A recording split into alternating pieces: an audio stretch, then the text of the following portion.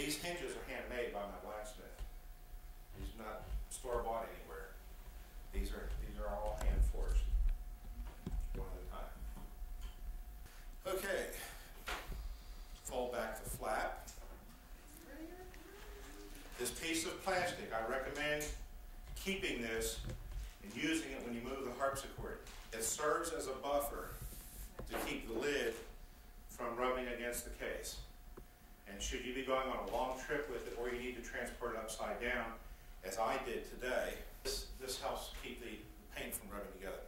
The lock board is a friction fit in the front of the case.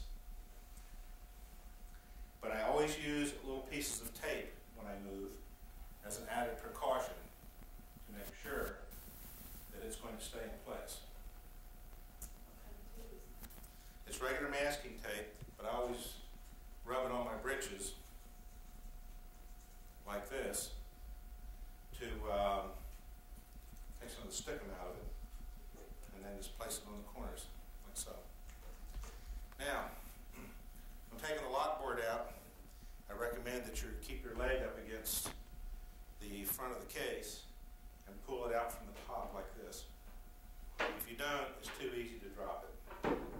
When you put it in, set it in at the bottom, put your thigh up against it or your knee, and then slip it into place. Same thing when you take it out. To know how to insert it, the serial number on my harpsichords is always found on the outer lower right-hand corner of the lock board. The only time you need to use this is when you're moving the harpsichord. Okay? This is not a take in and out everyday thing.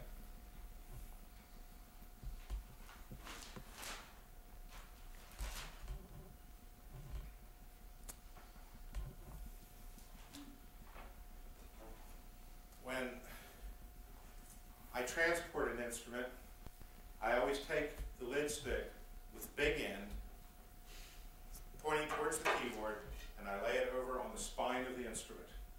It can't get lost that way. It can't hurt anything in there. It'll scare you. It'll rattle around, but it's not hurting anything. But it arrives with the harpsichord. Always set the stick on the molding on the case first, and then put it in the hole. Do not put it here and then try doing this. It's too easy to miss and come down on the soundboard. So always pick up your stick, set it in place, put it in the hole. Your toolkit.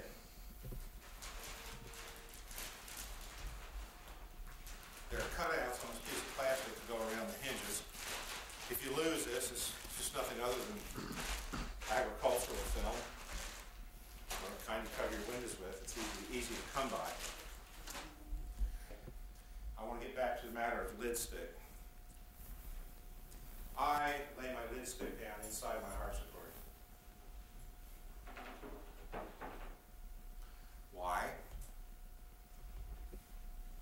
When I get ready to play my instrument, instead of having to do a lot of reaching and holding and other machinations, I can use both my hands. By the way, just put your fingers under the edge and lift straight up. I can use both of my hands to lift the lid, reach with my other hand, there's the stick right there where I need it, in place. Yes? I noticed there is not a groove or a hole or anything in particular for this mark in this particular spot. Is there a danger of putting it in the wrong spot and having the lid crash down? No, it actually will sit anywhere in this spot. But it looks best if it's straight.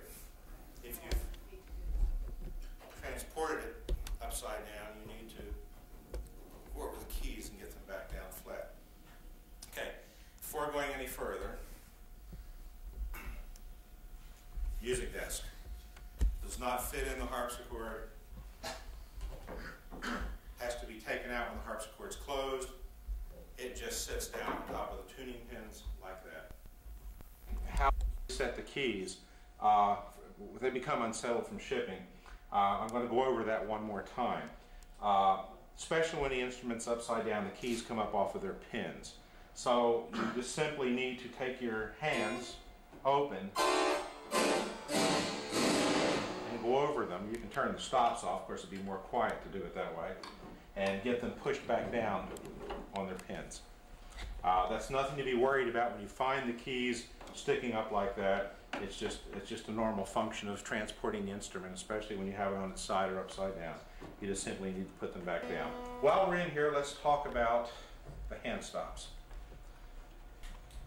The registers in a harpsichord, as we'll see in a few minutes, pluck in opposite directions. Therefore, the on and off positions for these hand stops, the registers that they control, are in opposite positions. The top one is for the long set of strings whose jacks are in the back position, and you will also come to know that is the stop that has the darker, richer tone.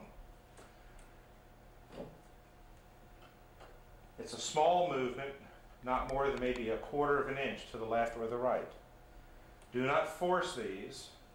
Do not yourself or let other people reach over the case like this. It's not only unsightly in a performance, but it's not necessary to put that much pressure on these hand stops. Simply move them. They make a nice little clunk. And that's all the way off and all the way on. For the top lever, pushing it to the right puts that stop on.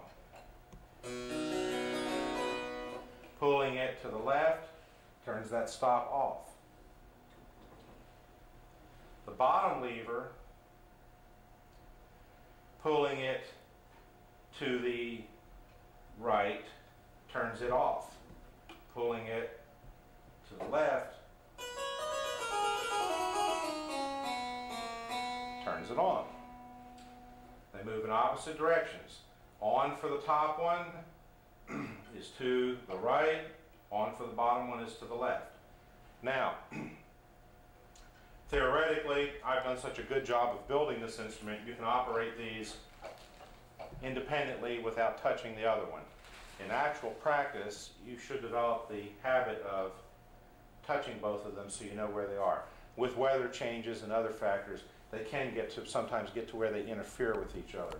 So for the sake of being secure in your registration when you're performing, get in the habit of working with both of them. For instance, you pull both of them over to the left, you've got the front set on. If you push both of them over to the right, you've got the back set on. Opposite directions, both sets, no sets. By the way, to the untrained ear that sounds like one sound, but actually the two sets of jacks are not plucking at the same time. I'm going to show you just how far apart they are in their pluck.